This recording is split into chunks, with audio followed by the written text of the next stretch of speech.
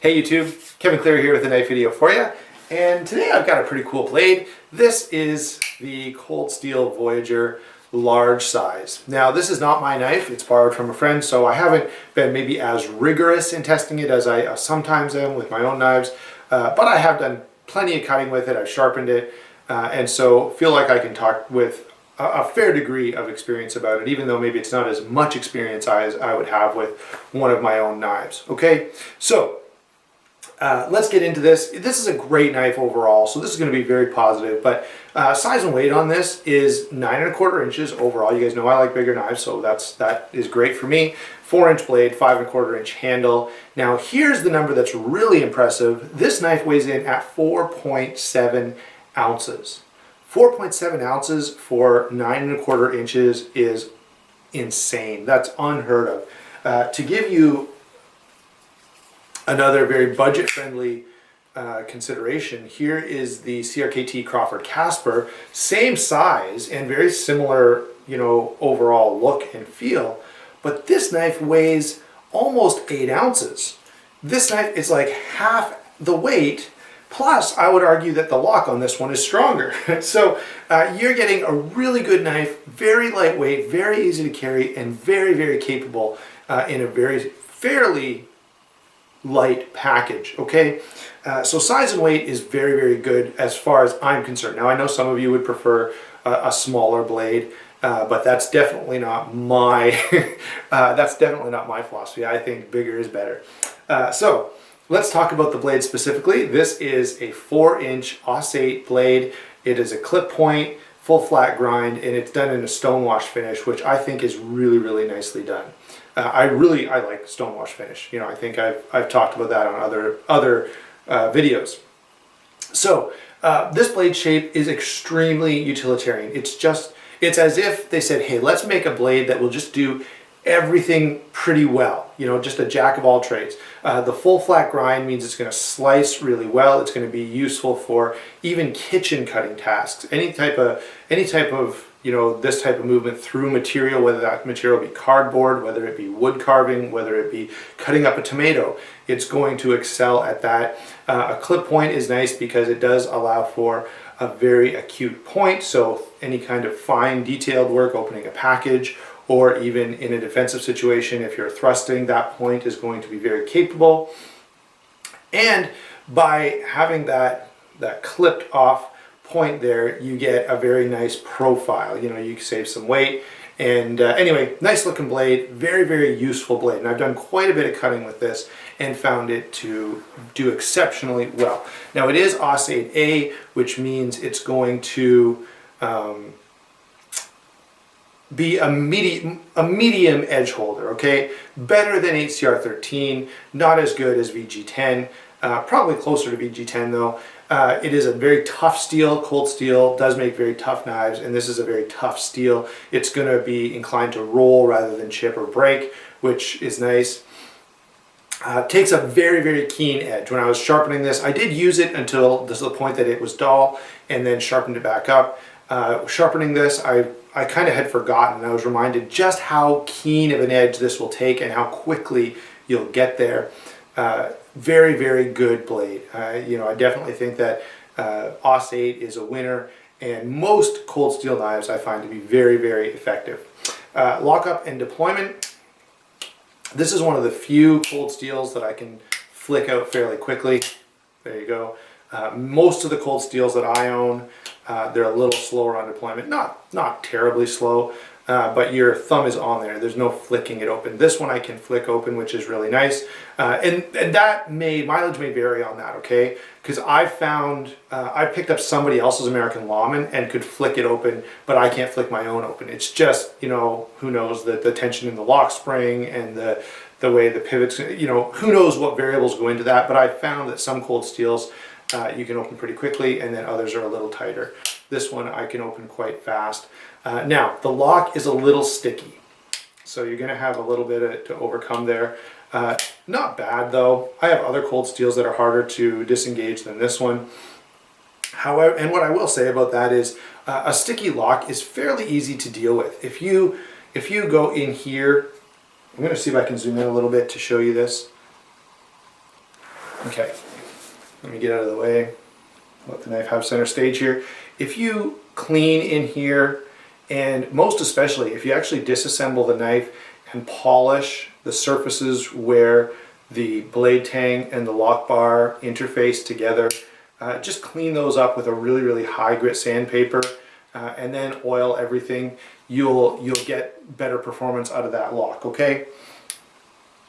Now, having said that, the lock is a little bit sticky, but the lock is amazing. This is a triad lock, and all there is to say about the triad lock is it is the strongest locking mechanism that you can lay your hands on. It just is.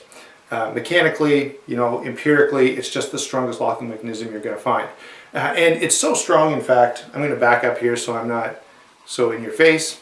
It's so strong that I have, with more than one of my cold steel knives, choked down on the handle like this and actually chopped through tree limbs and even a couple of small trees just to test that strength. And guess what? At the end of the day, no movement whatsoever. Just a fantastic lock. It is very impressive.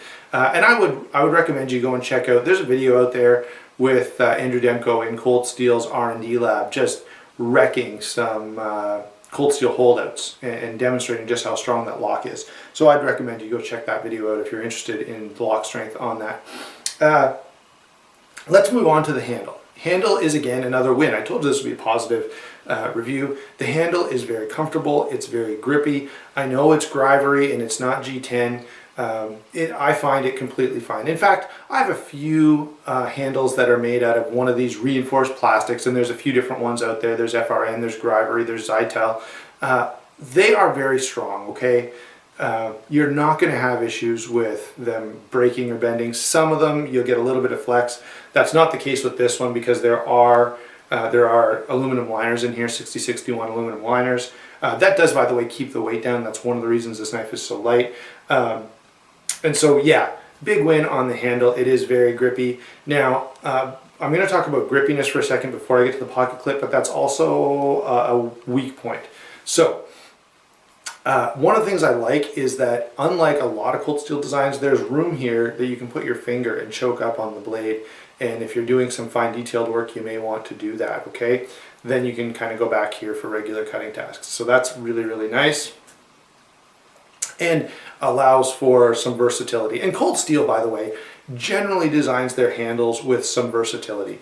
Very good in forward or reverse grip. Okay, very comfortable either way. Very grippy. Now again, this is one of my hobby horses. I say it over and over again, but this is a knife that achieves retention. That is how well the knife stays in your hand with the shape of the handle. And as I've said over and over again, I feel that's superior to trying to achieve grippiness with just texturing. You know, let's make a handle that's flat and square and put jimping everywhere. Okay, but I prefer a handle that stays in my hand because it's shaped in a way that's going to make it stay in my hand. Just me. Maybe you prefer something different, and certainly I have some knives that are different and I still like them, okay? Cold steel holdout would be one example of that. Now, here's one of my hits on this knife. When this thing is in your pocket, it is really hard on your pocket. Worse than any other knife that I have used or carried. Considerably worse. And let me just tell you how bad it was. The few days that I was carrying this, I actually found myself from time to time saying, I'll use my multi-tool that's in my other pocket rather than take this knife out because it's so difficult to get in and out of pocket. What I would do with this if it was my knife, it's not, so I'm not going to do this, is either, you know, just bend this pocket clip up just a little bit. Now, if you're going to do that, be careful. You could break your clip, and it can be a little difficult to get a clip from cold steel. Not impossible, but difficult.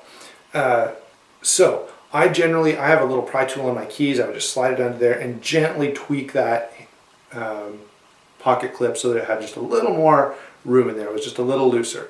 Now, as I say, I don't recommend that for everyone because there's a good chance you're going to be taking the pocket clip off, getting a pair of pliers and bending it back down because you've overextended it. And once you start bending metal that way, you're making it brittle, you're causing all kinds of potential problems, okay? So just be aware. The other possible way to fix this would be to take some sandpaper just to this section of the handle, right under the clip. Nut and Fancy has the whole JB Weld mod where he, kind of covers half the knife in sort of a high quality plastic. I think that's probably going overboard, but something that would allow that clip to go in and out of pocket just a little easier would be helpful. All right, so that's really the only negative, and maybe you don't care about that. Maybe you've got another solution, as I said, even that is not a big deal. It's not hard to fix that. And so for what you're getting for the price, this is a very budget-friendly knife. Really, really capable, really, really strong, comfortable in hand. It's just going to do anything you could ever ask a folding knife to do. Boy, this is a hard knife to beat. I know it's probably not as fancy as some of the blades that are out there. The collectability factor maybe isn't up there, but if you just need a reliable knife to use day in and day out, you cannot go wrong with Cold Steel Voyager. Whether it be this particular one. Now this one is exceptionally good as an EDC knife, but all of the Cold Steel Voyagers are very, very good blades. All right, so that's my take on the Cold Steel Voyager. Absolutely amazing blade for a very reasonable price. Talk to you later, YouTube.